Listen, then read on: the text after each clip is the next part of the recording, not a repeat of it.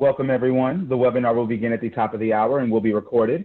We'd love to connect with you with the Campaign for Grade Level Reading on social media. So on Facebook, like the page Campaign for GLR, and on Twitter, follow the account at Reading by Third. Please use the hashtag Learning Tuesdays and tag us to tweet anything you learned from today's webinar, and we'll be sure to retweet it. We encourage you to share your questions, reflections, and observations on social media. So again, please connect with the campaign on social media on Facebook, like the page Campaign for GLR, and on Twitter, follow the account at Reading by Third. The webinar will begin shortly. It will be recorded and shared with you after.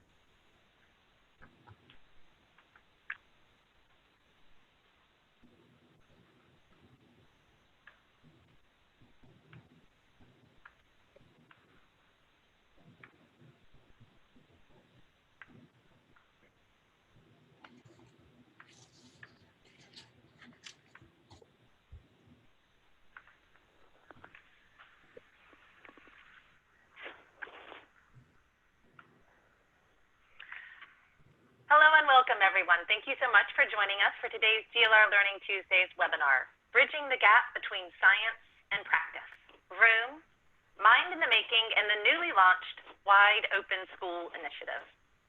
My name is Sarah Torian, and I'm a consultant with the Campaign for Grade Level Reading, and I'm helping to manage this online learning series. Before we get started with today's conversation, I just wanted to go over a couple of really quick housekeeping details with you. First of all, I'd encourage you to introduce yourself. Let us know your name, organization, and the name of the GLR coalition that you're a part of if you're a member of a GLR coalition using the chat box on the Zoom screen. And please be sure to check to all panelists and attendees in the to option there in the chat box so that everybody can see who's in the room with us today. Secondly, wanted to share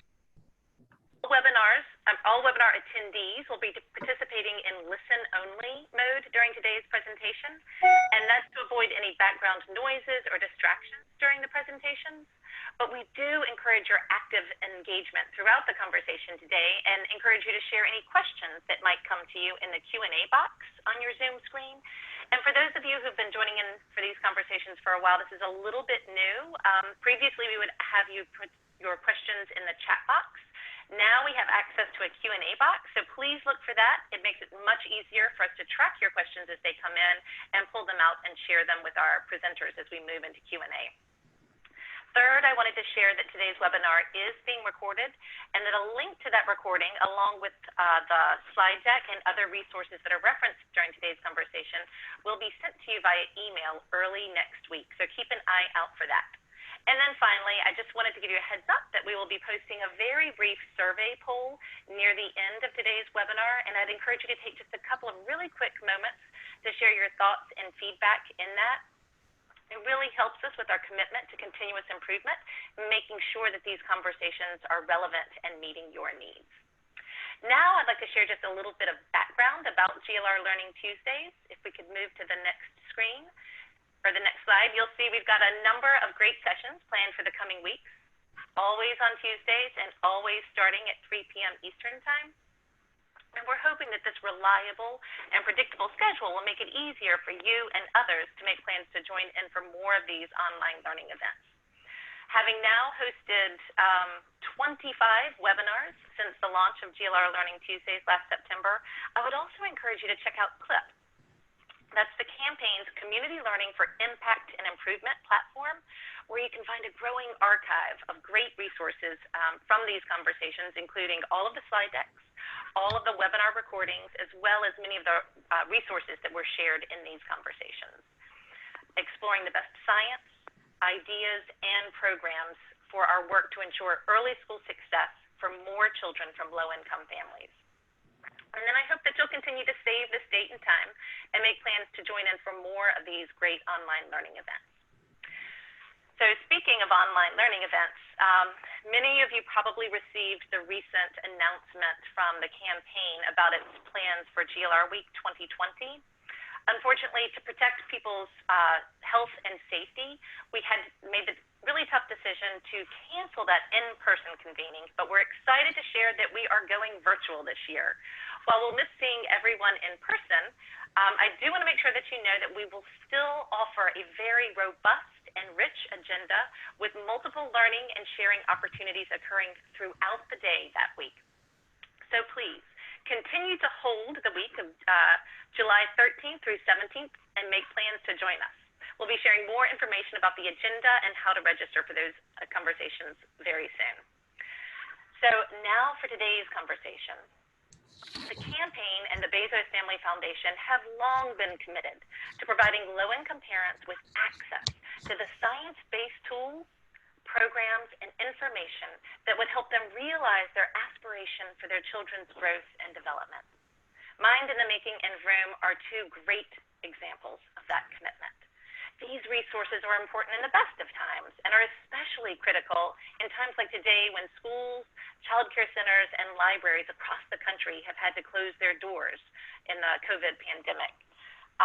So today we'll be discussing these powerful tools and hearing how Bezos is leveraging them to support parents. And then after that, we will hear about an exciting new collaboration being led by Common Sense Media to support remote learning and child well-being while schools remain closed. And to begin that conversation, I am very honored to introduce our four panelists.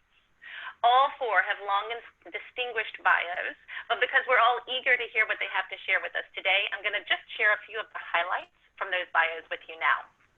But please know that I've posted their full bios on Clip and have shared a link to those with you in the chat box, so look for that there. First of all, we have Ellen Galinsky. Ellen is the Chief Science Officer at the Bezos Family Foundation, where she also serves as Executive Director of Mind in the Making, while also remaining President of the Families and Work Institute. Ellen's life's work revolves around identifying important societal questions as they emerge, conducting research to seek answers, and turning the findings into action. She's conducted research on a wide range of topics, including child care, parental growth and development, early learning, and work and family life. We also have Erin Ramsey. Erin is the Senior Manager for Mind in the Making at the Bezos Family Foundation, and as such, she's responsible for the overall implementation and development of partnerships for Mind in the Making. Erin has worked for more than 25 years in the early childhood field, including as a family child care provider, a preschool teacher, leadership roles in child care resource and referral agencies, and as Director of Early Childhood for the third largest urban school district in Indiana. I'm also happy to introduce Rebecca Randall. If you'll go to, yeah, there we go. Rebecca is the Senior Vice President of Development and Regional Growth at Common Sense Media and has more than 20 years of experience working in the nonprofit sector on behalf of children and families. She's been with Common Sense since 2004, helping to build the education program and lead the organization's outreach efforts with school districts and nonprofit organizations across the country. Previously, Rebecca was the Associate Vice President for Education at the United Way of the Bay Area, where she managed a multi-million-dollar education grant-making portfolio and developed and ran a comprehensive statewide early childhood initiative. And then finally, we have Dan Torres. Dan joined the Bezos Family Foundation late last year in October of 2019 to focus on supporting and cultivating partnerships for the Vroom program. Previously, he held a number of roles focused on systems work to support families, including serving as Executive Director of the Washington State Essentials for Childhood Initiative, across systems public-private partnership, and as Director of Policy and Partnerships at Thrive Washington. Early in his career, Dan focused on child welfare policy as an associate at the Center for the Study of Social Policy and at Casey Family Programs. So welcome, Ellen, Erin, Rebecca, and Dan. We are very excited that you all could join us for today's conversation. Ellen, I thought we could start the conversation with you today. I understand that the development of Mind in the Making involved years of conducting your own research, interviewing scores of other researchers, and poring over more than 1,000 research studies. Can you share some of the highlights from the research that informed Mind in the Making? I can, Sarah, and I do want to join you in saying how excited we are to be here, and particularly excited for what we're about to hear from Common Sense Media. We think this is a fabulous initiative and have been working along with them to try to make it happen. We begin with Mind in the Making, and we begin with our own children. These are the children, grandchildren, nephews and nieces of our staff members. And whenever we speak about Mind in the Making, we like having our own children there because they inspire us to do what we do every day. Mind in the Making itself is a platform of cultivating the research. We continue to look at the research on an ongoing basis to find the best research and then to share it with the general public, with families, with professionals. But really important to us is that it doesn't sit on a shelf read by just the people who read academic journals, but it gets turned into action. So Mind in the Making has been driven for the last 20 years, really, literally 20 years, by a research question. This came from a study I was doing with children where I saw too many children were not engaged in learning. We now know that about 40 to 60% of kids are not engaged in learning in school.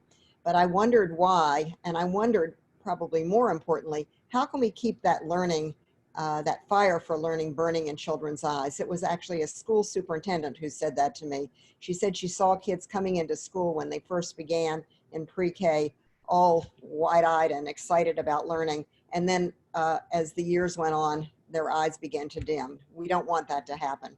So that was the question that fueled Mind in the Making. We began with a research. I am a researcher, so we always begin with a science. That is one of my bookcases.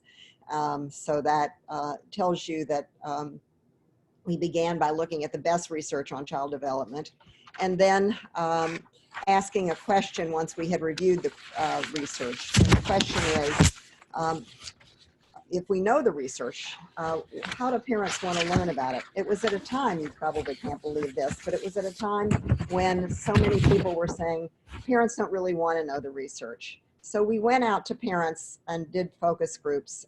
I remember particularly one focus group in Baltimore, sitting behind the two-way window when a woman looked, well, she couldn't see me, but looked at the window and started to wag her hand and said, "You researchers," she said, "first you say drink red wine and then you say don't drink red wine, or eat red meat and don't eat red meat.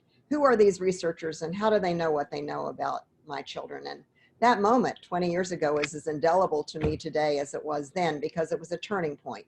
It really fueled the way that we pursued both the science and how to share it with people. So what we did was we knew, if you go to the next slide, that that we wanted to share the best research, and this is a list of the researchers whom we've filmed since 2001. In early childhood, we've also filmed adolescent researchers since then. But these are the researchers we filmed in early childhood, and we didn't just go to them as talking heads, blah, blah, blah, blah, blah, do this, do that. Not at all. We wanted to go to them to show virtual field trips as if you were going into their labs and finding out how they know what they know. So there are several things that we found. And the first one is that to begin at the beginning. Now, as Erin and I speak, you will see these orange boxes in the middle of our slides. These represent videos that we have among the more than 100 videos that we've made. This is Sam Wang, and we use him to share the story that it's important to begin at the beginning. It's never too late, but the beginning really is the foundation for learning and it helps to shape who we become. Sam Wang was a particularly good person to share this message because in addition to being a neuroscientist and looking at synaptic connections, he has the wonder of science in him. He says, he looks at his own 6-year-old and he'll say, she may be eating a pizza or fighting with a friend or something, but I just think of what's going on in her mind and it's so miraculous. The second lesson is that it's all about relationships. Remember when we used to say it's the economy, stupid? Well, it's the relationships that are most important. And all of us actually learn through relationships all of the time. Here we share the research of Ed Tronick, who who has that mother and her 6-month-old baby, Mackenzie, sit face to face and then ask the mother to turn away and make a still face. She's making it in that picture now. And Mackenzie does everything she can to get her mother back involved. But we all do that. We sometimes do this experiment with adults. And when someone stops responding to you, stops making facial expressions, stops looking at you when you're speaking, it really begins to make us feel like we've done something wrong. We're not saying it in a good enough way. We all are so attuned to relationships that it's like the water. We're not even sure that we're not aware that it's there until it's taken away. The third lesson is the importance of back and forth interactions. And you'll hear Dan reemphasize this when he talks about Vroom. It's that back and forth where the child leads, where the adult responds, that give and take that's so important. If you go on to the next slide, you'll see that we illustrate that with a film that we've made of Patricia Kuhl. That child, Aladi, is wearing what looks like a hairdryer from Mars. And it's an incredible machine called an MEG machine that can take a movie of the brain in action. And what this movie shows is that not just the auditory parts of Elodie's brain are lighting up when she hears her mother talk and when she goes back and forth watching about the toys that she's playing. It's the Broca area of the brain that also lights up, where she's rehearsing what she will need to do to speak in a very short time. Right now, all she can say is ma, ma, ma, da, da, da, but soon she'll be able to speak in words, but it's that rehearsal. So before babies can speak, they're really getting ready to speak, and it's so important that we speak to them, particularly in parentees. If you go forward again, you'll see that the fourth principle is executive function skills. I was debating about using that term when we began because it sounds very formal, very corporate.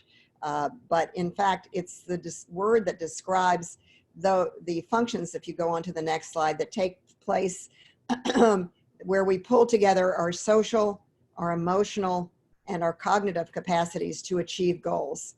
And executive functions are particularly important because they encompass three actual sub-skills. If you go on to the next slide, we show a video here when we talk about them where we show that we use our working memory. We hold the things in mind that we need to know to use the information that we have.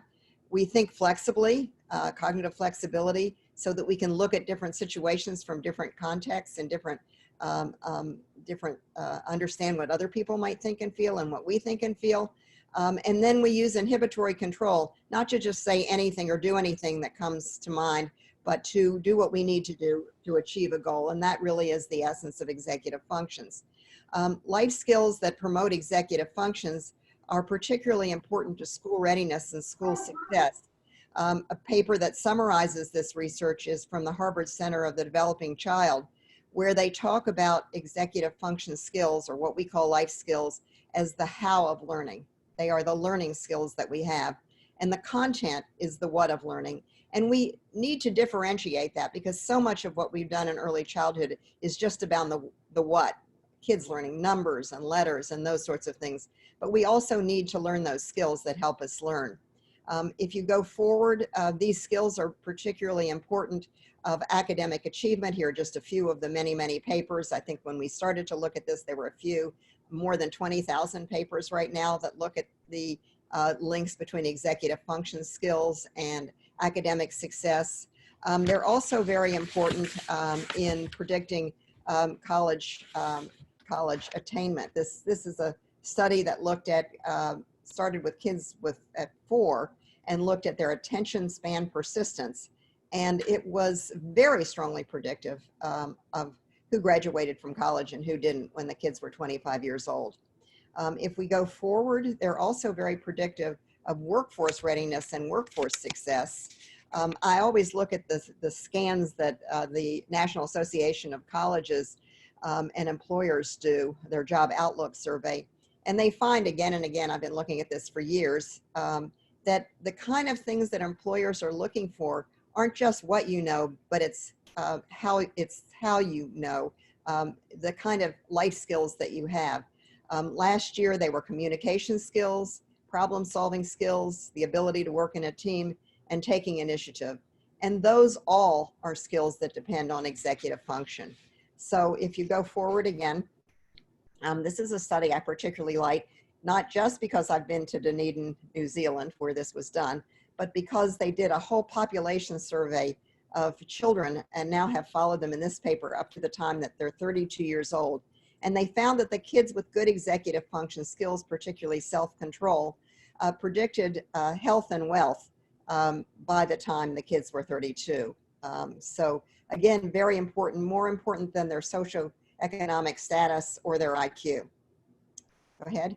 For a long time, and even after I wrote the book called Mind in the Making, I was looking for, well, okay, these skills begin to emerge in the earliest years, but what predicts them? What do we do that makes a difference?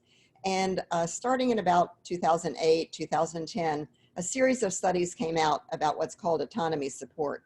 So what is autonomy support? It means that we look at children in ways that don't fix problems for children. Sorry, too much talking. But we help children learn the skills to fix them for themselves. If you go forward, you will see that these autonomy supportive skills make a difference in the development of kids' executive function skills. They're predictive. More importantly, this is a paper that we did actually. If you look at parents' own executive function skills, if they treat children in autonomy supportive ways, that predicts whether they have executive function skills more than parents' own executive function skills. And very importantly, these can be taught. So let's go forward and look at the ingredients of what are autonomy supportive skills. Here are the things that are most important. They are taking the child's view, that is understanding what the child is capable of and not capable of, and why the child is behaving the way that the child is behaving. If the child is having a fit about something, it may not just be that it's a willful child, it probably isn't. There's a reason for that behavior. And what is it? If you're disciplining, and these are ways of turning discipline into opportunities to teach skills, sharing the reasons why you're asking the child to do something is part of being autonomy supportive. Ensuring that the child plays an active role. It's not, again, just doing things for children or telling them what to do, but as they get older, engaging in joint problem solving. And finally, scaffolding. That is, giving children things that they can do, and as they become more able, giving them more things that they can do. So in total, if we're going to make a difference, and that's our purpose at Mind in the Making and Vroom, if we're going to make a difference in school readiness, if we're going to make a difference in school success, in workforce readiness and workforce success, and to spark lifelong learning, which is, again, you remember, our mission, then we need to be promoting executive function skills or life skills and autonomy support. They can be changed, and they're a very strong place to intervene. Thank you for that wonderful introduction, Ellen. Really kind of making the case for these and showing the power for how we can influence our child's development as parents, as caregivers. I'd like to bring Erin into the conversation now, if we could. You know, Erin, I understand you are working now to translate all of that research that Ellen was describing into action. Can you explain how you do that, beginning by telling us, you know, what are these 7 essential life skills? Sure, yeah, thanks for having me. And this is a perfect segue. So with Ellen pursuing her question around how do we keep that love of learning alive and that passion and curiosity and the ability to work hard to achieve our goals, she often refers to it as a luxury to look at the research across the different sectors: neuroscience, behavior science, psychological science. And out of that, what bubbled up were executive functions. And then she created the 7 life skills, which are in Mind in the Making, and now which we bring to communities, to families, to providers, teachers, to pretty much everybody in the community. We'll talk about our surround strategy. I think the first thing that I'll do here are the 7 life skills, all of which are built upon executive function. Executive functions are driven by goals. So when you're working towards a goal, you're using your executive function. And so I think for the sake of time, I'll just briefly define each skill and share one thing that we can do to promote that skill, although our learning journey and our materials have lots of things adults can do to do that. So we'll start with focus and self-control. And focus and self-control really is just having the ability to remember the rules, to follow the rules, to think flexibly about things, which are all executive function. Being able to not do something even when it's hard not to do it. Ellen and I often joke, it's like when you write that email and then you don't send it, that's good focus and self-control. And one of the factors that matters in focus and self-control is helping children develop their strategies. This is one of the research videos that we show by Dr. Michelle, and it's about self-regulation and delayed gratification.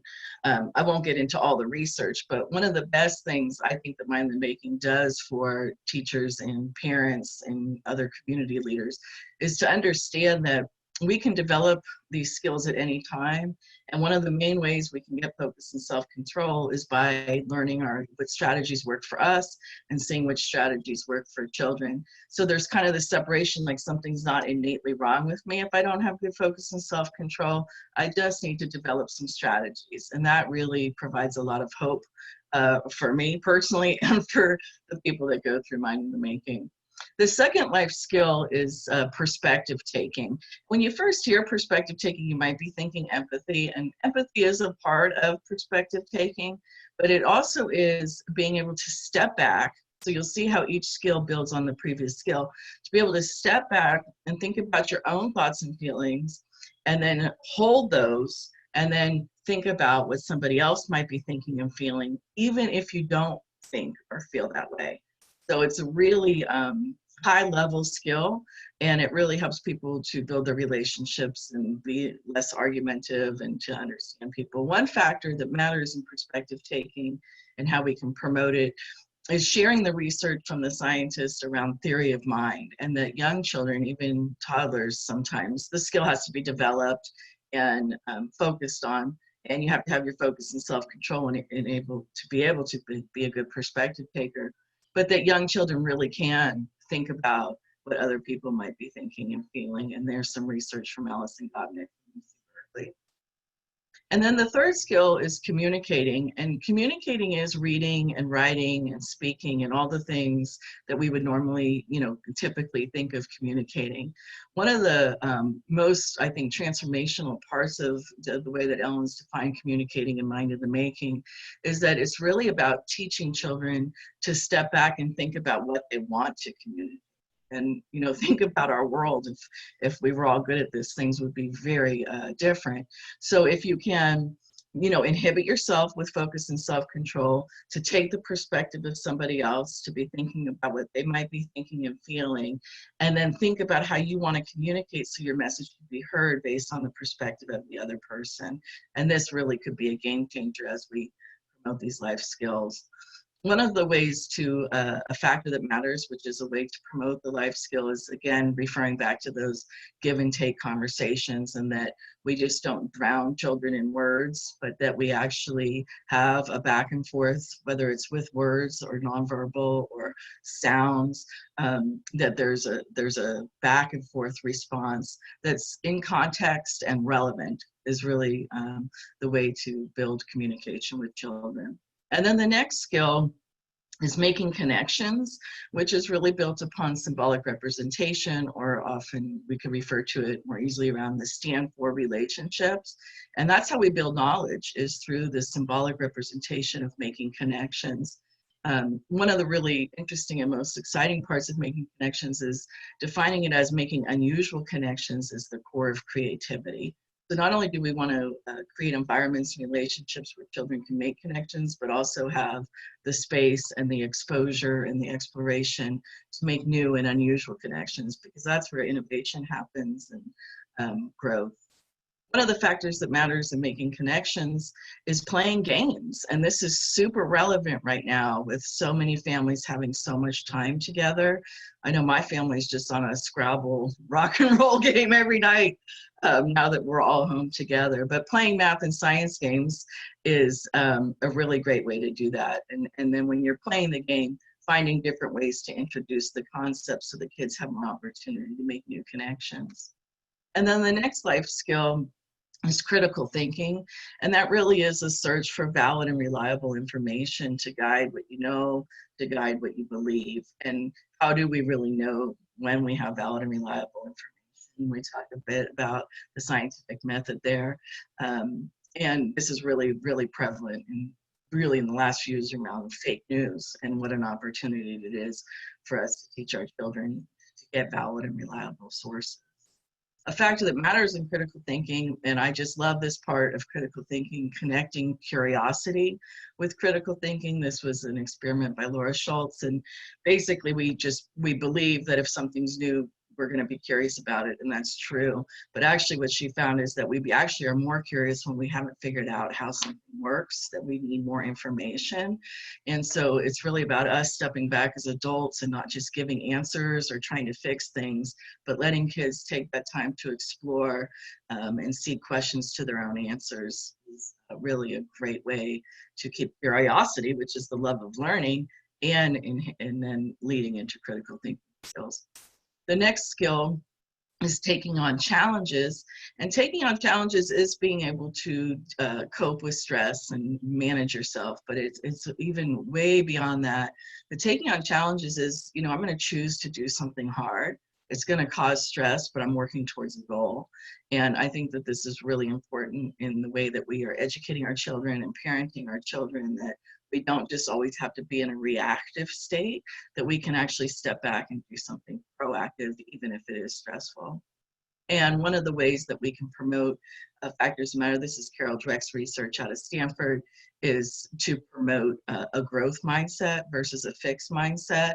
And the key takeaway here is to be praising children's, or acknowledging and pointing out children's strategies and what they're doing when they're working really hard.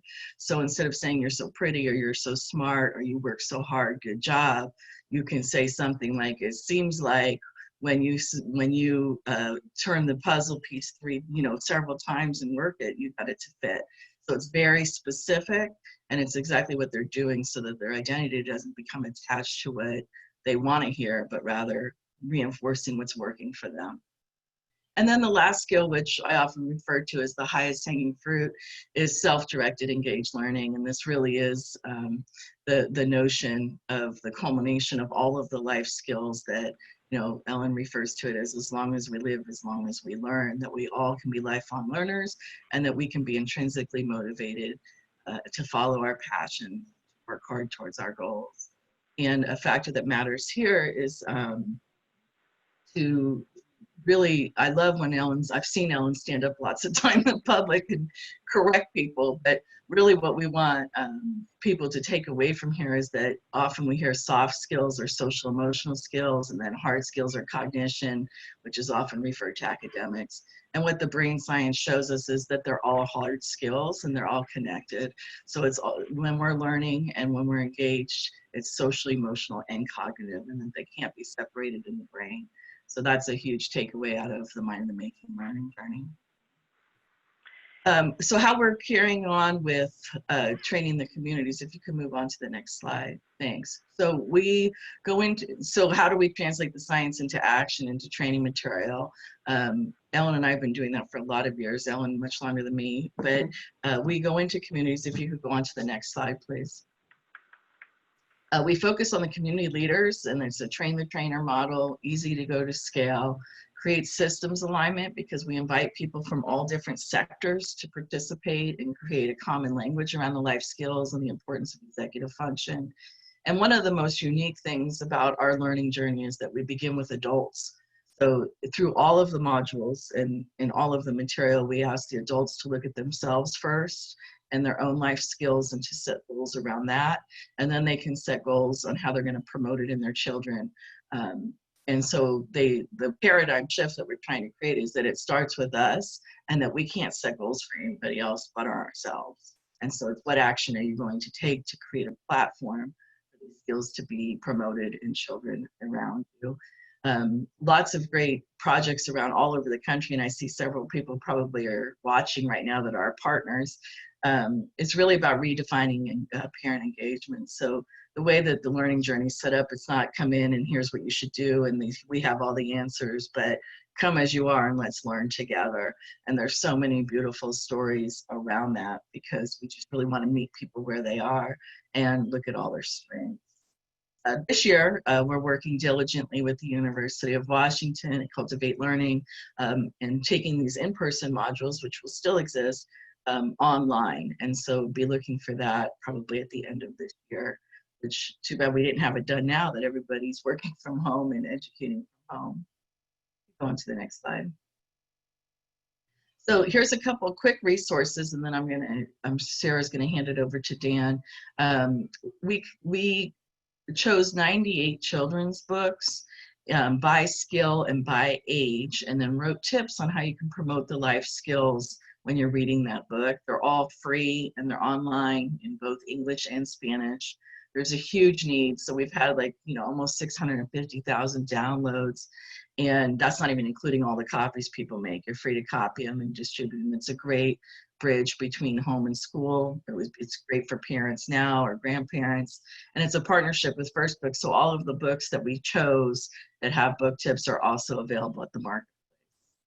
And then the last resource that I think is probably most relevant right now, considering COVID-19, we've been working for years to take the commonly asked questions that are often seen as problems or challenges and turn them into opportunities to promote a life skill. And we have 98 of them, and we just picked 30 something that would be super relevant for families home with their kids now. Like, my child just wants to go from one thing to the next. I can't get anything done. How do I get them to play alone? How do I manage video games? My child's hitting me, temper tantrums. And we're putting prompts out there, and Rebecca's from Wide Open Schools. Talk about that a little bit, but great free resource also online, mindinthemaking.org, in both English and Spanish, a whole wide variety of topics. There's some that are super relevant right now for families. Thank you for sharing those, Erin. It's an amazing resource all the time, but the way that you've translated or kind of lifted up key points and are really pushing these resources out the door in this moment in time, it's really powerful. We'd like to bring Dan into the conversation now, if we could. So Dan, can you tell us about how Vroom is putting the science of early childhood development directly into the hands of parents in ways that they can easily integrate into their daily interactions with their child? How are you kind of building on all of this research that Ellen and Erin were sharing and kind of empowering parents? Definitely. Just to start off with just the shared premise, and one of the points of Vroom as a program is to kind of grow the shared understanding that children are born with tremendous potential. And in these first 5 years, trillions of neurons connections are made, and it's forming the foundation for future learning. So the science tells us that, we understand that, and the question is, how do we get that information out to parents and caregivers as widely as possible? So to do that, it's really about creating a culture shift in early learning. And you heard a lot about Mind of the Making and how it really kind of attempts to get that information as widely as possible out into the world. Vroom is also designed to achieve that same purpose. These are complementary initiatives, both with shared approaches to really getting the science out into the world as broadly as possible, into the hands of caregivers.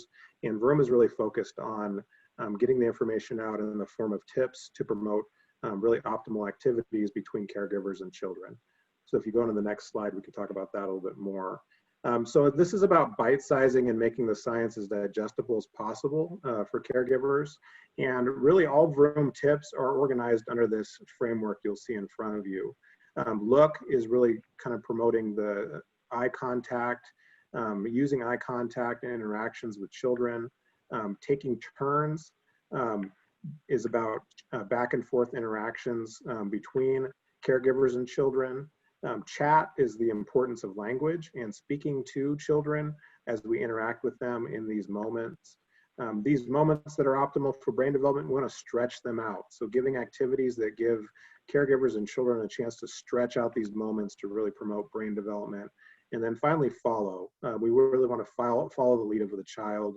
It should be an interactive moment where caregiver is looking for cues from children and really following their lead as they interact together. So that's the premise behind and the framework behind Vroom. How do we get this information out there? It happens through tips. Tips are the foundation of the Vroom information and how it goes out. You'll see on the screen right now an example of a Vroom tip. We call this the anatomy of a tip.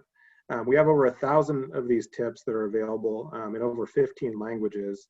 Every single tip is an activity broken down by age range. On your left-hand side, on your right-hand side, you get the brainy background, which is really the science behind that tip and how it promotes brain development. So every single Vroom interaction it happens in the form of tips. And I'll talk for a second about how you get access to these tips, because there's something you can get right now. So tips are available in a lot of different formats. On the left-hand side, you'll see that the Vroom app, that's kind of a screenshot of the Vroom app, which is available on all the major mobile platforms. It's free. Just want everyone to know Vroom is a free resource. Anyone can have access to it. So the app is one way to get access to tips. On the right-hand side, you're seeing Vroom by text, which is another offering and a way to get the information. You can get this very easily by texting Vroom to the number 48258.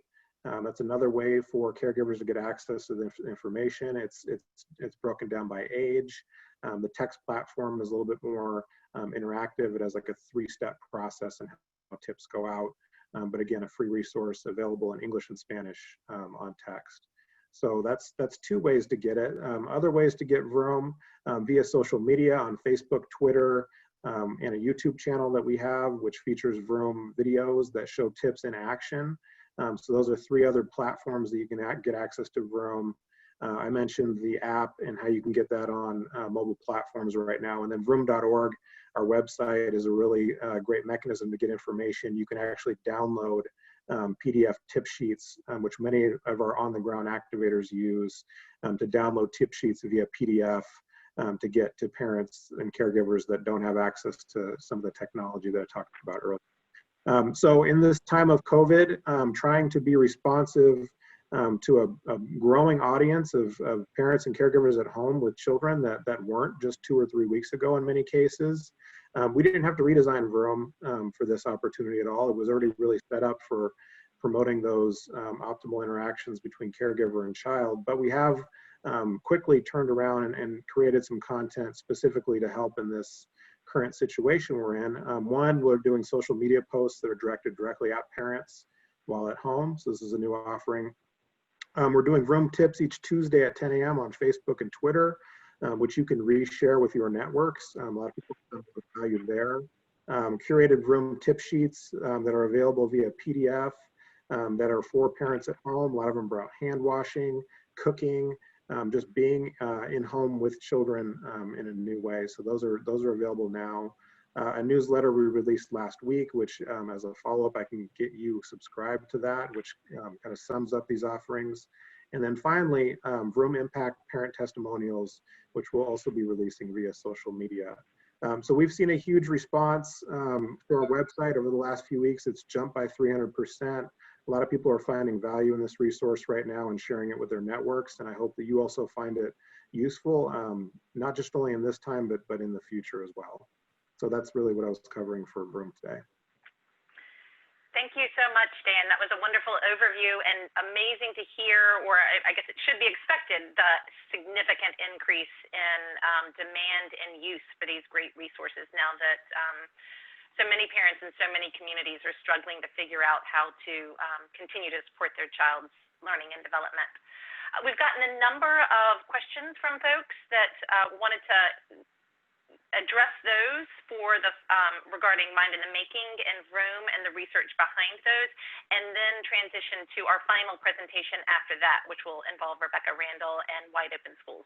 So we've had a couple of questions about languages Kim Davenport was asking about whether or not the Mind in the Making and Vroom materials, or if there's any plans for translating those into additional languages.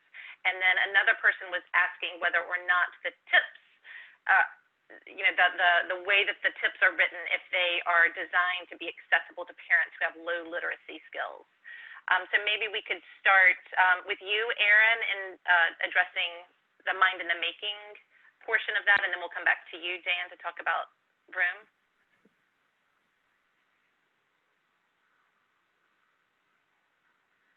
Yep. Can you hear me?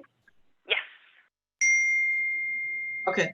The languages, you can email us if you have a huge demand. There aren't any plans right now. We've had some communities do pockets of translation, but feel free to have a huge need.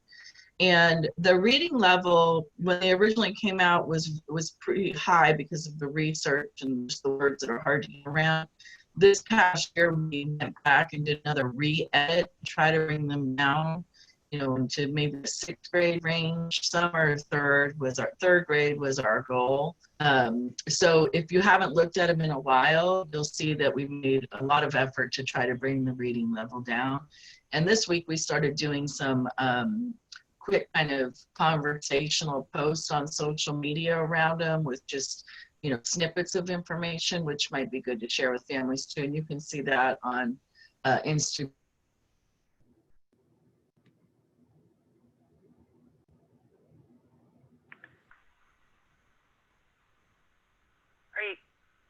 Are you there, Aaron? Did we lose you? Erin lives in rural Kentucky, so it's possible that she's always very dependent on the wind. Yeah, I'm sorry, I just got kicked off and I don't see any photos, but Ellen, you could pick up for me. I'm gonna mute. Yeah. Mind in the Making is in English and in Spanish, and Dan will talk more about how the Vroom tips are in additional languages. Our efforts are to have them low literacy, and these materials can be read. For example, the skill building opportunities, a pediatrician could use them and hand them out to parents. A teacher could use them and hand them out to families, those sorts of things as well. We've worked very closely with Mount Sinai to create a curriculum, a residency curriculum for pediatricians who imbue the science of development into well-child visits, and learn about that in an online free curriculum that we developed with Mount Sinai called Keystones of Development. We also have created what we call environmental transformations. So in the Denver Museum, Children's Museum, if you go there, you'll see Vroom tips on the wall, and you will see at Mount Sinai and soon to come to other healthcare centers when we're hopefully back going out again. You can see tips that are on the walls and on tables, and transforming waiting rooms into Vroom rooms. So our effort is to create a surround strategy. Dan, why don't you talk about Vroom and the languages and the literacy issues? Definitely. So, I mean, just accessibility is so important with Vroom, and just getting this information out there as widely as possible. The reading level, I believe, is 5th grade reading level, which I think is the industry standard. You know, Vroom is really about empowering caregivers, really with the message that they are what they need to be their child's first and foremost teacher. We have Vroom available really recently in up to 15 languages, so that's a big thing we're in the process of rolling out right now. And this was, you know, demand we've heard from across the country, reaching those hardest to reach in most cases, and languages and everything, but it's a big help. So we have that in PDF format on our website rolling out right now. And afterwards we can send the list of 15 languages as a follow-up. I think that would be helpful. But that's the answer to that question. That's great, thank you. Thought we could stay with you for a moment, Dan. We've had somebody ask about whether or not there is a data collection component with Vroom about parent usage, parent behavior change, anything like that you can share? Yeah, right now what we have access to is we can get information on downloads of the app and information about the texting platform via metro area. We're working on getting it by zip code right now. But we do have access to information at an aggregate level, not at the individual level, because we're really concerned about privacy for caregivers. But at an aggregate level, we do have information in terms of uploads, how often certain tips are interacted with. So that's something we do have some access to. And Sarah, I can speak about Mind in the Making. Mind in the Making has been evaluated. We did find that it improved executive function skills, which is our purpose, our goal. In that evaluation, we found that we weren't doing as well as we might on autonomy support. And now when we're creating the online modules with the University of Washington, it's very clear how it's going to promote autonomy support. In Providence, where they had all 22 schools using Mind in the Making, they did an evaluation. It was a part of an I3 grant, and they did an evaluation with Wellesley and with APT, and they found not only were parents less harsh and more supportive of their children, which we would call autonomy support, but they also found the parents reported better skills, but they also found that it was an incredible school engagement initiative where parents from many, many different cultures, from many different backgrounds, often low income and low literacy, felt much more comfortable in the schools and were more supported in the schools. So continuing to look at what we're doing as a way of improving what we're doing is something we're committed to. Someone asked about keeping up to date with Mind in the Making, because we're always looking at new research. And oh, someone's saying the Providence project was wonderful, and it was. Keeping up with new research, yes, we're going to be starting to do conference calls like this with people, with practitioners all over the country in the coming year. And when we release at the end of this year, fall or the end of this year, the online learning modules that we're doing, they'll make it free and available and easy for everyone to get the videos and to get access to the latest research and online training. So we're always updating. It's always a process of pulling in the best research and improving what we're doing. Wonderful, thank you. A couple other questions that we have.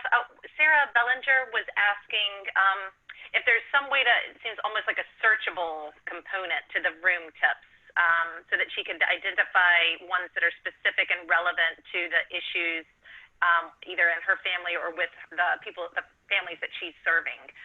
It's sometimes difficult to find a specific type of tip that addresses either the area of development by age or topic. Is there a way to either get a list of them or some type of way to find particular tips that would be relevant for particular situations? Yeah, on our website, the PDFs are pre-sorted to some extent by age and by topic. If there is something that's even more specific than that, I mean, in a dream scenario, we would have a sortable database that we currently don't. But in specific circumstances, we can be responsive to requests from individual level partners. So that's something we can potentially do. But the website does offer some functionality in terms of age range and topic area. Okay. And then Ginger Young asked a very relevant question for the current time. Given this new homeschooling era that many of us have been thrust into, what are the opportunities for Mind in the Making and Vroom to become more widely used by parents who have now kind of taken on this teacher role in their families? And do you have any specific suggestions for either kind of community campaigns, partners, service providers, those who are delivering service at the community level, ways that they can share these resources with parents in a way that's culturally competent and effective, especially given the way that so many families right now feel incredibly overwhelmed in their current situation? Well, I have two responses to that. The first is that I'm going to be creating an ongoing blog that shares the best of what families are doing to manage. This brings together our interest in work and family life and in child development. So I just know how hard it is, and wanted to share how families, one, are creating the kind of forever memories that they want their children to have during this time, and two, how families are managing some of the stresses and strains that are specific to this time. And second, it's a perfect segue, and I know we're getting to her in a minute, to Rebecca, because we see the work that we plan to do with Common Sense Media, when you hear about this announcement, as a way of sharing Vroom and Mind in the Making with much larger audiences in a way that's relevant to today. Thank you. That's great. We've just got one or two more questions that wanted to address before we transition to hear from Rebecca. And a couple of them, I know Julie Kremer asked about whether or not we could get links to some of the videos. I was sharing some of the resources in the chat box during your presentations, but I am assuming that we can get those links and share those with everybody in the follow-up email that will go out next week. And then Shelby Hubert was asking how we could get access to the newsletter. I believe this was the signing up for the newsletter that Dan was referencing to kind of get updates about Vroom resources. Could you share how someone could sign up for that? Yeah, I'm happy to share the link as a follow-up to this. Very easy to sign up for it. It's just the link, and you can provide information, and you're on it. Okay, wonderful. And then one last pair of questions, and then we're going to transition to hear from Rebecca. Rachel Breithopt was asking about the books that were referenced earlier. I believe that was in Aaron's presentation. Are most of the books written in English and then translated to other languages, or are some of the books authentic to different cultures and then translated into English? And then Stephen Massey was asking about the skill building book tips, that they're really terrific and would be a great resource to share with parents who are subscribed to the Too Small to Fail and Univision text platform, because many of the parents that they're serving don't have access to the books themselves. And so wondering if those could be available as ebooks. That is, Aaron and I had the most wonderful time picking out these books that we spotlighted in the book tips. And our purpose was to have books that were from many, many different cultures, written in different languages. And so when you go on our website, it will say what languages the books are in, but they're also stories from different cultures. And that was very much our attempt. We partnered with First Book there because First Book does make those books available to programs that serve low-income communities at about 75–80% off the cost. They also have ebooks, and we are continuing to partner with First Book to bring resources and books for free. But you could go online too. There are now websites that share people reading books to children and other sorts of things that are available. And I think probably Rebecca will talk about ways to share book reading with other families. One of the initiatives that I particularly liked was libraries. When people checked out books, they would print out the book tips and give them to people with them. We thought that was really wonderful. So virtually no advertising. We have about 650,000 book tips that have gone out into the ether and are being used, and that makes us really happy. Yeah, that's absolutely amazing. Okay, so now I think we've gotten through most of the questions. If any additional questions come in, please continue to add those to the Q&A box. And I'm sure folks might have some questions for our next presenter as well. I'm excited to transition and invite Rebecca Randall into the conversation with us today. Common Sense Media just today announced the launch of Wide Open School. So Rebecca, could you please tell us, what is Wide Open School? What are some of the concepts that underlie it? And who did you work with to bring this about so quickly? Great. Thanks so much, Sarah. I'm really delighted to join and appreciate the opportunity. Before answering those questions, though, I just wanted to make sure to give a shout out to Ellen and the Bezos Family Foundation, who are longtime partners of ours at Common Sense, and who are also really one of the first groups to approach us when the whole COVID-19 pandemic broke out, to say that they thought we had a unique role to play as a convener and a curator. Because really, in the blink of the eye, the entire world has practically turned upside down. And all of the concern, I think, over the past year or so over screen time and the backlash against big tech has gone out the window. So I'm excited to share our new site, Wide Open School, that launched, it was just literally a few hours ago. But first, let me provide a little bit of context. If you could go to the next slide. So, clearly we've all been hearing about the pandemic's devastating impact on lives and the economy worldwide. But when you look at the effect on kids, it is just as profound. So 80% of the worldwide school student population is out of school and is at home. As of yesterday, that means that all schools in 47 states have closed their doors. And the additional states, it's on a more localized basis, as you can see, leaving about 55 million students across the country at home and out of school. And that's really just the K-12 students. When you add the number of young kids 5 and under whose families rely on childcare and preschool programs, the number is significantly higher. It is this group of families that I think ultimately are probably most in need, if my colleagues are any indication. I feel grateful every day as I work from home that my son is 10 years old, and with just a little bit of structure and scaffolding, he's mostly self-sufficient. That said, there's a high likelihood you may actually see or hear him during the call. Next slide. And I think that it's that is really the crux of the issue. It is hard to keep kids engaged, learning, healthy, and emotionally strong 24/7, and families are struggling. So with the likelihood that schools and childcare centers will remain closed through the end of the school year, we know that everyone is facing just an unprecedented challenge. It's how do we prevent a pandemic of isolation, boredom, and halted learning and development? Especially for low-income kids, the fact that the summer slump has started 4 months early is going to have a huge impact. And there are other impacts as well, both positive and negative. I feel like the crisis is a trifecta of issues: the summer slump, absenteeism, and parent engagement, that the Campaign for Grade Level Reading and all of its networks have really been addressing for so many years, but they're on steroids. The good news is that there may be a silver lining to the pandemic, which is that parents have, I think, have tremendous empathy for teachers now that they've never had before. At least that's what I'm seeing.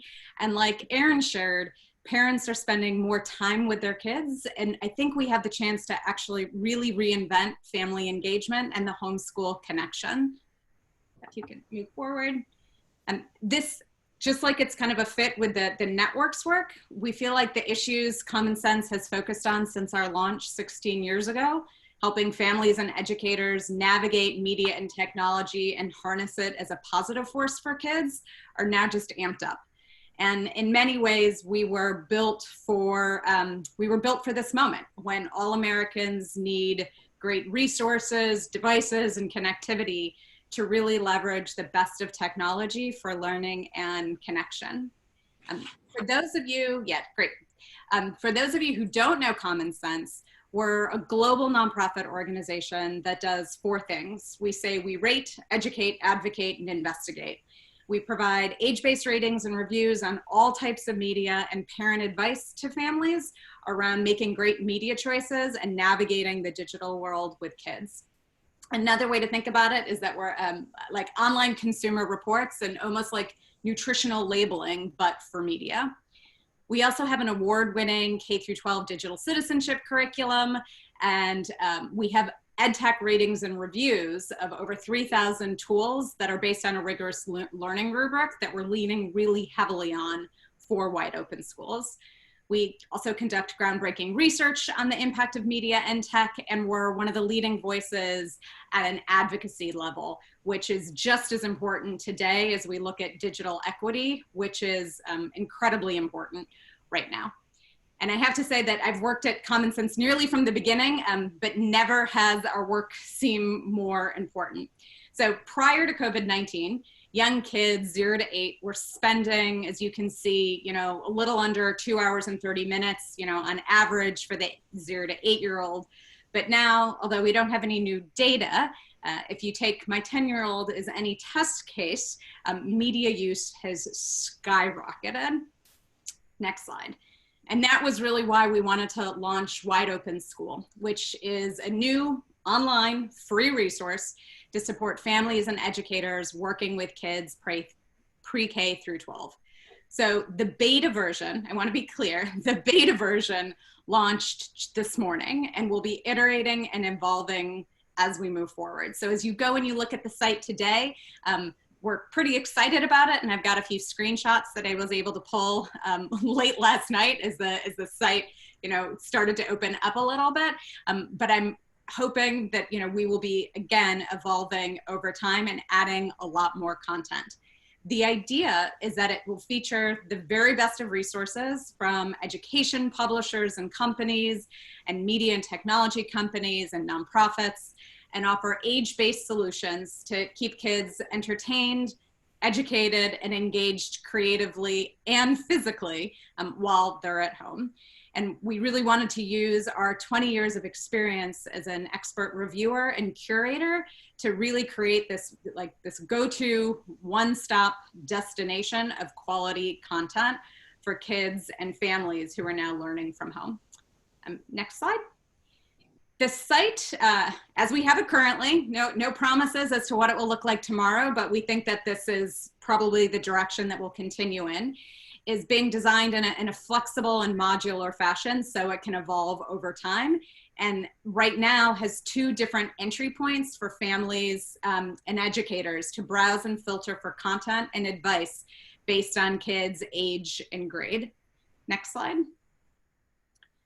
You can also, there are also kind of topic areas that you can search for by age, like emotional well-being, core academics with the usual suspects, movement, creativity, English language learners, virtual field trips, and more. And if you go to the next slide, you can see the content that we've started creating and curating around emotional well-being. Next slide. The central feature of the site, though, or what I've been calling recently the special sauce, is a daily calendar, which will offer a customized schedule of learning that fits the age and stage of each child. Every day, we'll have recommendations of core content, as well as physical movement, skill building activities from our partners at Mind in the Making, ideas from Zoom, and maker activities, things like hands-on art projects, making lunch together, writing a letter to someone you love. So really trying to balance out both online screen time activity with offline activities as well. Right now, the routines are in English, but we're exploring how we can translate them. And in the meantime, if you recall from kind of the other slide, we are curating and elevating other content that is in different languages and is particularly geared towards English language learners. Because what we're really aiming to do is make learning from home an experience accessible for all families, and that's really engaging kids and teachers, helps relieve family stress. We've got meditation apps that are on there, and also restores community, in this face of kind of long-term school closures and other shutdowns. It's, I think, important to say that the site doesn't follow a traditional curricular model, but rather blends ideas that parents and educators can pick and choose from as they see fit. And our goal is to complement and supplement the solutions that districts and schools are implementing for as long as the crisis persists. In addition, We'll have kind of a hotline clearinghouse that helps families access urgent services addressing health, hunger, shelter, and psychological needs, as well as to help districts and municipalities communicate with the districts, or rather the families that they serve. These aren't services we're providing ourselves, but we're sharing trusted resources and really connecting providers into the mix. And as you can see from this slide, we have some amazing partners who have already come on board, including my personal favorites, Mine in the Making and Vroom, who will be pointing to directly, as well as then incorporated into the daily routines with other really high quality content for kids. We sought the most respected companies in education, media, and tech, and partners for this effort so we could curate from top-notch quality and offer parents and educators really the best that organizations and media have to offer. Next slide.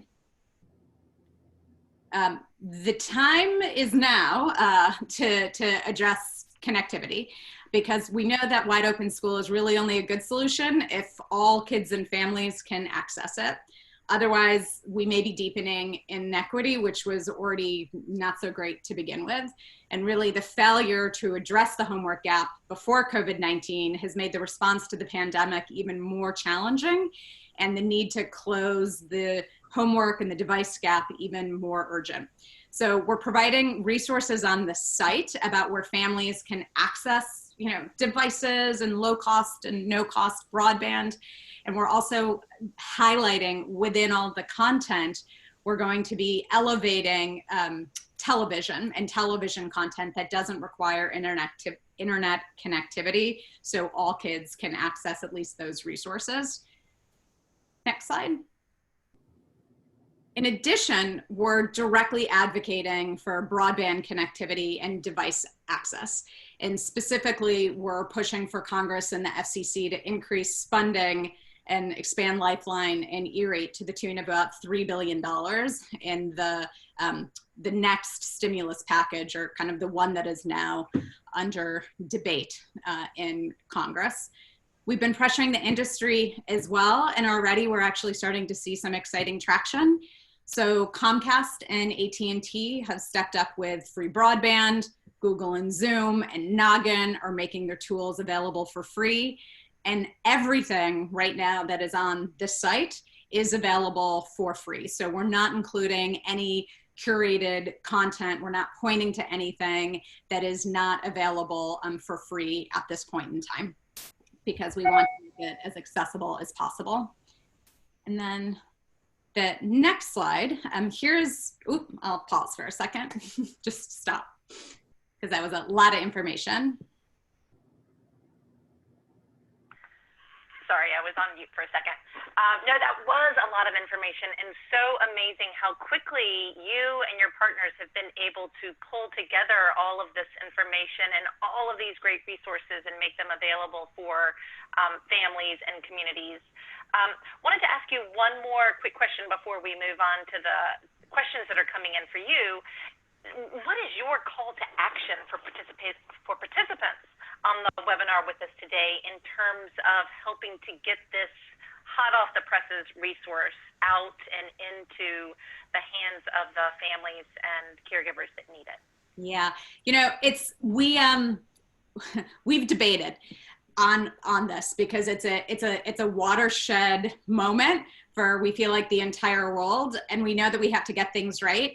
Common sense likes putting up like the absolute best, but we put this site together in really just 2-3 weeks with the help of our partners. And we needed to urgently get stuff out because parents needed it now.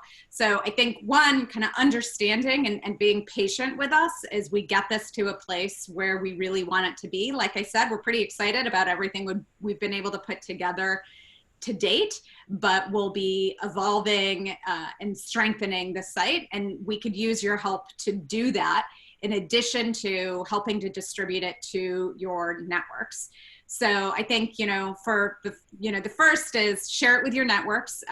We will be creating a kind of a social media and a promotional toolkit for any of our partners that want to get involved.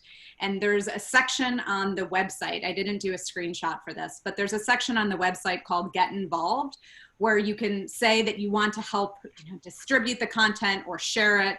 There was also my email that was up front. You can contact me directly to let me know, and we can send you prepackaged you know, tweets, posts, and whatnot that you could use to share with your networks. That's sort of one. Two, if you have really great content, we're in particular looking for offline ideas and activities. So if you have content that you have already created that we can point to for those offline activities, please submit your information on the Get Involved form so that we can incorporate you onto the site and start including you into those daily schedules. And then lastly, you know, as we move forward, you know, it's clear we're building the plane while we're flying it at the same time. We do want to be getting feedback and input from parents and from educators. So we're going to be hosting some virtual focus groups. And if you have parents or any educators on your team that are interested in participating in virtual focus groups, please let me know directly, and we will do our best to get them involved. Wonderful, thank you. I guess we can transition now to some of the questions that have come in while you've been sharing your presentation, Rebecca. First of all, Christina Koutsouradis, I believe, has asked, like, what is the process for vetting the resources that you then share through Wide Open School? What does that look like? So right now we're really relying on our 16 years of expertise curating and evaluating best content. So our reviews and ratings are based on child development criteria and a learning rubric that we have worked with both child development experts and educators and child psychologists to create and modify over the past 16 years. So we're utilizing our well-known rigorous rubric around vetting content as the starting point, because we're pointing to a lot of content that we have already evaluated that can be found on our site. That's one. As new partners come in, we are creating a new rubric and criteria that we'll use to evaluate that new content to really ensure it's the best of the best. So those are details that we are working on feverishly to have available, but now it's really been through our trusted partners and advisors like Ellen, who have been supporting us as we've worked to identify new content that we could incorporate. Great, thanks. We've had somebody ask about whether or not there's any content on Wide Open Schools that's for younger children, activities and resources for infants and toddlers. And I believe you shared that it's really focused on pre-K through grade 12, but is there a little bit that could be of use?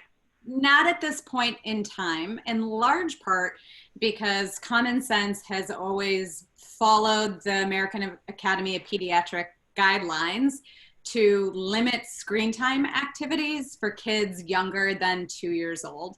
So we had to make some decisions from a user experience perspective. So pre-K is probably, as we are defining pre-K in this context, it's kind of 3, 4, 5-year-olds. It might age down a little bit, but we don't have anything right now for infants and toddlers. As we move forward, we may be able to point to other organizations. 0 to 3, for example, has some great suggestions and advice that are available on their site. And of course, Mind in the Making and Vroom also have advice on working with very young children that we'll be able to point out to. But I'm not so sure about creating daily routines and schedules for infants and toddlers at this point. But if we get enough pushback on that and all of our partners are saying you really should do this, we'll see how we can incorporate that into the mix. And recognizing, trying to come up with activities that would not be online, but things that families could access. Right. So speaking of things that are online and accessible on devices, somebody has asked about, or shared a comment that this is great for families who have devices, but that it's a challenge for families that are living in severe poverty who maybe have had their phones turned off, whether for financial or connectivity issues, or their children are in schools that can't, or school systems that can't afford to send the children home with Chromebooks that they can use while they are out of schools. Is there anything being done to reach families who are really in need and don't have access to devices to access resources like this? And this is probably a broader question and not something related directly to Wide Open School or to Vroom or Mind in the Making. So just kind of opening it up if there's any resources that people know or efforts to reach those families without technology. I can answer, how we're thinking about this, at Common Sense and Wide Open School in general. And then, hopefully there are other ideas that people have. I think, the first is that we are working closely with partners like Head Start and Boys and Girls Club and others to get the word out about the resources and hope to reach a wide audience through some of these distribution partners. I think that, we know based on our own research that the digital divide in terms of device access has narrowed really significantly. So in one of our studies, 0 to 8, we know that 98% of families have access to at least one smartphone in their homes. And so that's kind of one piece. And what we are seeing a lot of the device providers, as well as the broadband and connectivity providers do, is waive fees. So like I said, Comcast and AT&T are, waiving broadband fees, and they're making Wi-Fi, accessible. There are groups like Everyone On that are trying to get devices into the hands of families in combination with school districts. One of the things that we're hoping to do from a policy perspective, and this is going to be, if it happens, if there is money that is provided for Lifeline and E-rate, it will allow districts to really turn on a dime and put in a purchase order from someone like Verizon, for example, for thousands of hotspots that they will be making available to districts to disseminate to families so they have broadband connectivity. And then they're also looking at the devices themselves. But this is unfortunately going to take, we think a little bit of time, but we're trying to work on it from all angles, and would love to hear any other ideas, that we could be involved in. What about television, Rebecca? How is this yes, people? Because there's pretty wide access to television too. Yeah, pretty wide access to television. So that is for sure kind of a piece, that we are elevating in the daily schedules is television content. That's great reminder. I remember you mentioning that in the presentation. So one person is asking whether or not, the curriculum and materials are address the emotional emotional well-being of children pre-K through grade 12. Are there any materials or resources that kind of address the mental well-being of the parents who are in these really stressful and difficult situations? This person is saying she'd love to share tips and messages, empowerment, self-care, self-compassion, and gratitude for all that parents are doing, many of whom are overwhelmed right now, and we know that they can't fully care for others if they're not caring for themselves. So I don't know if it would be a component of Wide Open School or other resources that might be available for parents who are dealing with a lot of stress themselves. That's certainly part of our advice content is, for parents not to forget their own well-being. And, the content that Ellen mentioned that she is curating and putting on her blog around collecting family stories, I imagine, will help go a long way to making families feel like they are not alone. I have started to see more and more resources from districts and schools telling parents like it's okay, you know, your kids will catch up, and to take time for self-care. And then at the end of the day, if we're not taking care of our emotional well-being, then, you know, it's nothing, you know, it's not, our emotional well-being is more important than, you know, academics. And frankly, the two are intricately related anyways. And that if you're feeling good about yourself and you're taking care of yourself, you know, that can lead to, for the kids at least, you know, stronger academic outcomes. But that's certainly advice, you know, in our messaging that we can try to better incorporate. I think And along with, as we've talked about this, we really feel that this is a moment to redefine what learning is and how it can take place and how important the adult is in all of that. So this is a moment that I think particularly the Campaign for Grade Level Readings Network can re-emphasize that it's taking us back to the core of what is learning, what is family engagement, how are families involved, how do kids learn best, and maybe away from some of the practices that have been a little more destructive of kids and learning. Maybe that engagement in children's learning that we were seeing that prompted Mind in the Making in 20 years ago can begin to go down if we all address it now. Great point. I just wanted to announce that I just launched the poll for all attendees. So we're going to continue the Q&A. We're not ending this conversation yet, but just wanted to let you know that it's there and would love your thoughts and feedback in that while we continue this conversation. Along the same lines of that last question, we had somebody asking about, you know, the challenging situation of what to do with and for children who are spending more time with parents who they themselves are not in a good place, a safe situation, which means that those children are also not in a safe place. Are there connections to resources for family? And I think you might have mentioned something about this, Rebecca, those kind of wrap around the more foundational grounding that children and families are in and making sure that they are safe and secure. How does that work with Wide Open School?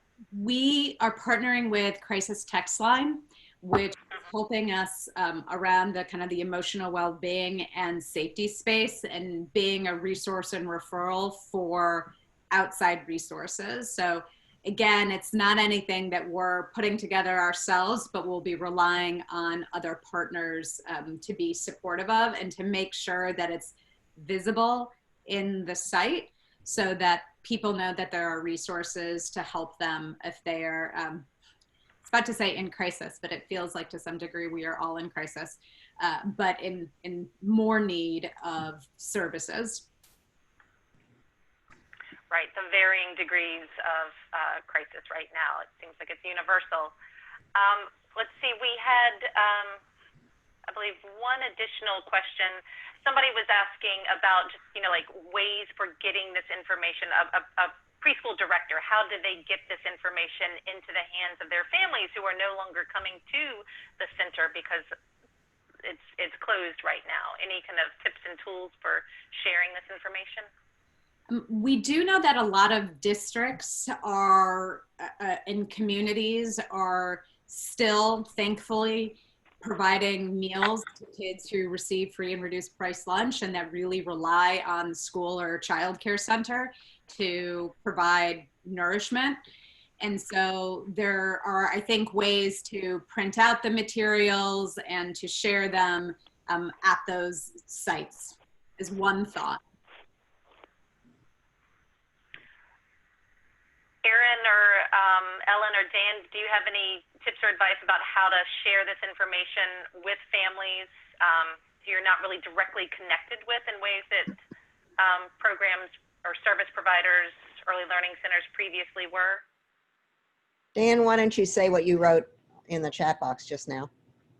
Yeah, I mean, it's a similar strategy, is try to leverage things that organizations are doing to reach those this from opportunity. And school districts are an example with their meal drops. I think a lot of food banks, community-based organizations. There are still places that are connecting with families and caregivers. And in a lot of cases, people for Vroom have printed out Vroom Tips or have thought about printing out Vroom Tips and distributing it through that mechanism as a very, the Vroom Tips don't have to happen through an app or through texting. They can happen in a physical form. You still have the information you need. So that's one strategy that a lot of local partners have thought through lately. Wonderful, thank you. And we'll be pulling from the comments in the chat box some of the examples that participants as well as presenters had shared there, and sharing those in the follow-up email that will be sent out next week. We're coming to about the end of our 90 minutes together right now, so I just wanted to share my heartfelt appreciation and thanks with all four of our presenters today, Ellen, Aaron, Dan, and Rebecca. I know that as we were sharing before, all of us are in some type of crisis at this moment. We're juggling roles and wearing hats that we're not used to and working out of spaces that we're not used to right now. So I really do appreciate you taking the time to pull this conversation and presentation together and to be a part of it and sharing all of these great resources to families and service providers in this really critical moment. If we could go to the next slide, I'd just like to remind folks about some of the upcoming conversations that we have planned. As I said at the beginning of our time together, we've got webinars planned every Tuesday. We've got another great conversation really focused on the current situation, hearing from a number of philanthropic leaders next week about how philanthropy can support communities, service providers, families in this really critical and challenging time. And then exploring the science of reading, looking at it from the perspective of journalists and communicators in the April 14th webinar. So I hope that you will all continue to save this date and time and join in for more of these conversations. And again, just a big thank you to our presenters today. And I thank you to all who joined in the conversation. I know you are all juggling and struggling with work and life balance as well. So thank you so much, and look forward to seeing you all next Tuesday. Bye-bye. Thank you, everyone.